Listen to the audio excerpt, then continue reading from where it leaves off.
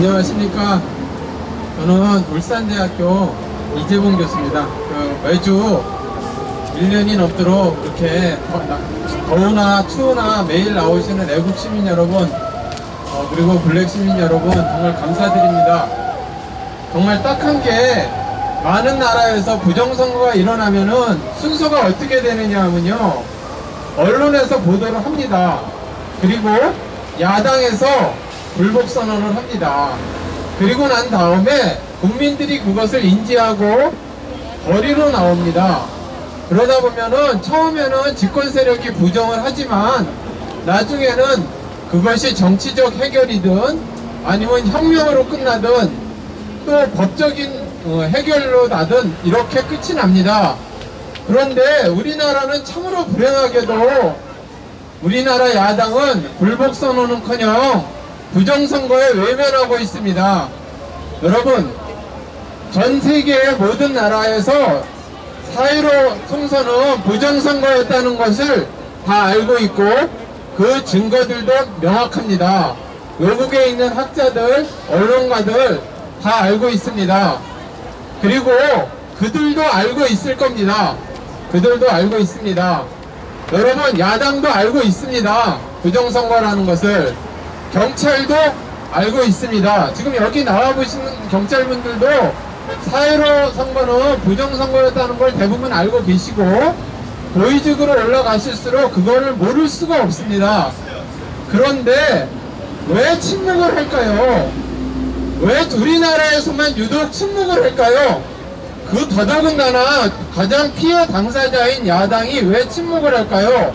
저기 민경욱 의원 한 분만 빼놓고 난 다음에는 다 침묵을 하고 시간이 지나서 대선 기간이 되니까 이것이 자기한테 유리할까 유리하지 않을까 계산에 의해서 살짝 엄지발가락을 올려놓는 수준의 시작이 되고 있습니다. 여러분, 우리 국민은 참으로 불행합니다. 임진왜란 때도 백성을 버리고 선조가 도망을 갔죠. 아시죠? 그리고 병자호란 때도 앞장서서 싸우자고 그랬던 놈들은 전부 도망가고 결국은 임금이라는 자가 이마를 머리를 치고 바닥을 박으면서 그 절을 했죠. 그런데 도륙을 당한 사람은 누굽니까? 도륙을 사람들은 백성이고 귤을 10만 개를 잘라서 바쳤죠. 그 사람들 전권을 갖다가 그 출정한 그 장군들의 전과를 갖다가 높여주기 위해서 백성들 귀를 자르라 그러면 자기 귀를 잘라서 바치거나 자기 자식의 귀를 잘라서 바쳤다면은 아마 그러지 않았을 겁니다. 백성들의 귀를 자르라고 그러니까 그래도 좋다고 그랬을 겁니다. 여러분, 지금 국민의힘 당인가 이 사람들이 왜 침묵하는지 생각을 해봅시다.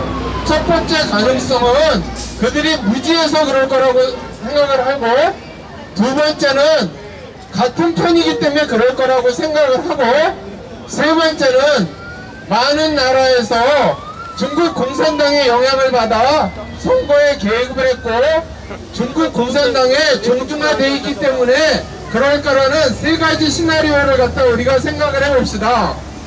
여러분, 국민의힘당에 있는 국회의원들은 판사 출신도 많고 검사 출신도 많고 우수한 사람들도 많습니다. 그들이 모를래야 모를 수가 없는 겁니다. 그런데 그들이 왜 침묵을 할까요? 두 번째나 세 번째의 가능성이겠죠. 그들은 당권을 장악하기 위해서 4.15 부정선거를 이용했을 수도 있고 중국 공산당의 하수인 노릇을 하고 있을 수도 있습니다. 국민 여러분, 우리나라는 국민들은 참으로 불쌍하고도 딱한 신세에 있습니다. 몇천 년 전에도 그 나라를 들어바치는데 집권층이 권력층이 앞장서서 들어바쳤고 지금도 야당이 아닌 야당이 국회를 점유하고 있습니다. 여야 믿을 사람이 없고 종중화되어 있는 정치인에 의해서 대한민국은 중국의 속국이 돼 있고 4.15 부정선거는 밝혀내기 어렵게 지금 돼 있습니다. 여기서 왜 재판을 갖다 182일 내에 재검을 하지 않느냐? 왜 4.15 부정선거를 보도하지 않느냐? 당신네들은 야당 국회의원 맞느냐? 당신들은 대한민국의 검사가 맞느냐? 이런 말 자체가 무의미한 것이죠. 그렇지 않습니까? 그렇지만 대한민국이 지금까지 망하지 않고 지금까지 살아왔던 것은 여러분들 병자호란 때도 의병이 대한민국 조선을 막아냈고요. 임진왜란 때도 의병이 막아냈습니다. 전 세계 어느 나라에서도 야당이요 불복하고 부정선거를 제기하지 않는데 국민이 이렇게 1년 이상 끈질기게 부정선거에 대해서 매일 나오고 매주 나와서 자기 생업을 거의 다 졌다시피 하면서 매일 나오고 이렇게 싸우는 국민은 전 세계에 존재하지 않습니다. 그것이 대한민국의 저력이고요. 여러분들 다음 대통령 선거 후보 나오는 사람의 기준을 저는 이렇게 삼습니다. 첫 번째, 앞장서서 대한민국의 부정선거를 밝혀내고 재발을 방지할 수, 제도적 개선을 해나가려는 의지가 있는 사람. 두 번째, 중국 공산당으로부터 대한민국을 지켜나갈 수 있는 사람.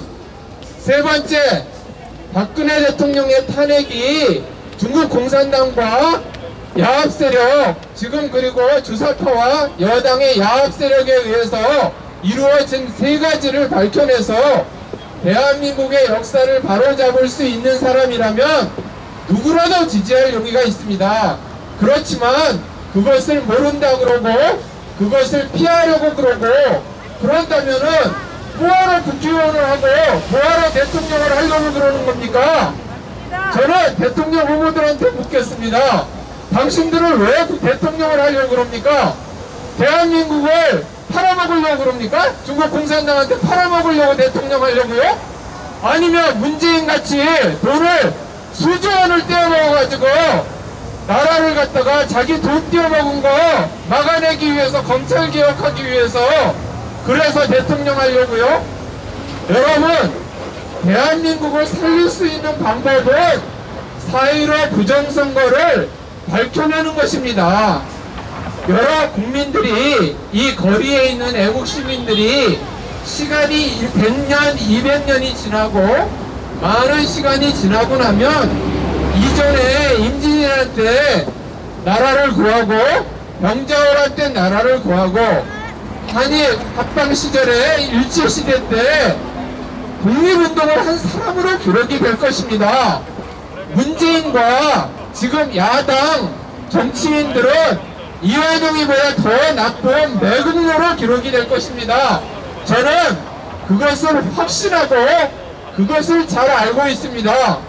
제가 이제 교수를 한 26년 정도 하고 나이가 이제 60이 얼마 안 남은 나이에서 요즘 생각이 드는 게 이런 생각을 했습니다. 역사는 발전하는 것이고 진보하는 것이다라는 것, 이렇게 어렸을 때부터 역사 철학을 공부하고 역사 법칙을 공부했는데 왜 우리나라는 경제대국 10인데 역사는 정치하거나 퇴행하고 있는 것인가? 그런데 곰곰이 생각을 해봤습니다. 여러분, 역사학자들이 말하는 진보 방식은 이렇게 발전을 하거든요. 나선형으로 이렇게 그래프가 이렇게 있으면 이렇게 발전합니다. 지금 이 구간입니다. 정치하거나 역행하는 구간입니다.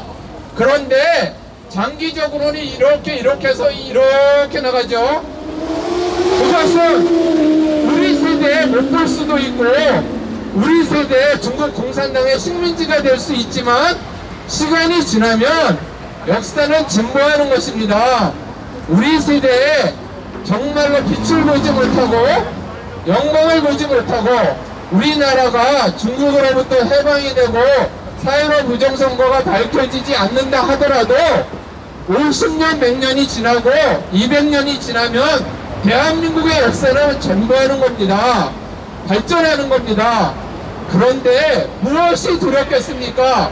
문재인, 그러면 100년 있다가 이렇게 친중, 종북, 매국 세력의 매국노 1번 문재인은 뮤직이만 하면 딱 어울릴 수준에 있는 사람들이 주사파와 시진핑에 등에 업고 광화문에서 난동을 일으켜서 대통령을 찬탈한 자며 불과 몇 년 후에 중국 공산당의 힘을 빌어 180여석을 얻어서 대한민국을 중국에 속국화시키기 위해서 부정선거를 자행한 자다. 거기에는 그 당시 야당 대표, 야당의 헤게모니를 잡고 있는 여러 유력 인사들이 적극 도와줬고, 그들을 우리는 신중, 종중, 매국 세력의 1번 순위로 올린다, 이렇게 기록될 것입니다. 여러분, 틀림없습니다. 이 점에 대해서는 조금도 저는 의심할 여지가 없고 조금도 걱정하지 않습니다.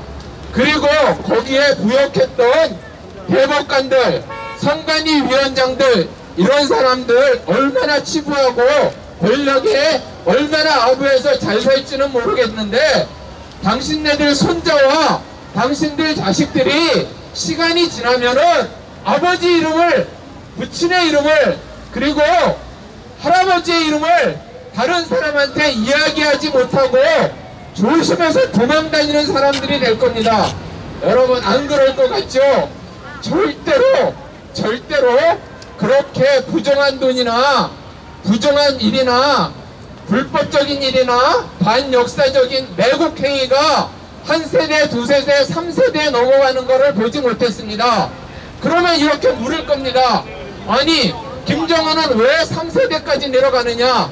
김정은은 맞아 죽을 겁니다. 3세대가 됐으니까. 여러분, 조금만 기다리시면 승리는 애국시민의 것이고 여러분들의 것입니다. 여러분들 조금도 걱정하지 마시고요.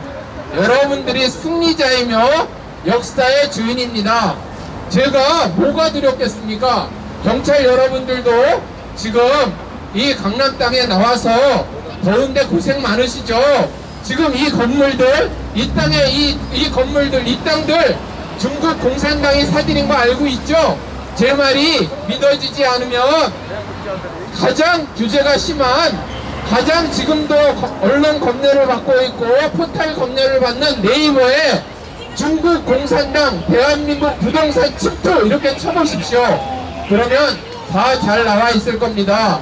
여러분, 다시 제가 왜 부정선거를 얘기할 때 탄핵과 중국 공산당에 대해서 꼭 이야기를 하냐 하면요, 부정선거와 중국 공산당 탄핵은 뗄래야 뗄 수 없는 관계로 연결이 돼 있기 때문입니다.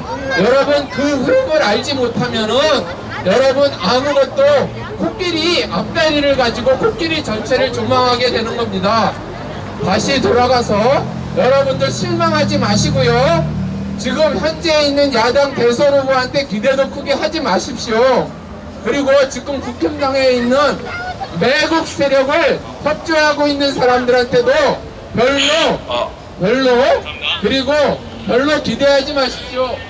여러분 스스로를 믿으십시오. 그리고 여러분들이 하고 있는 일들이 옳은 일들이고 여러분들이 하고 있는 일이 대한민국을 위한 길이라는 걸 굳게 믿고 여러분 열심히 싸우고 이 자리를 지켜주시기 부탁드립니다.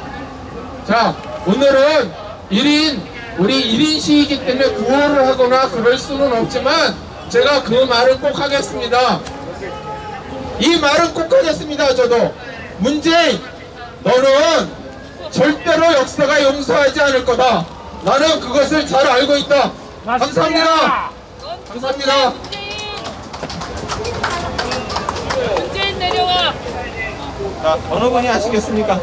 화이팅!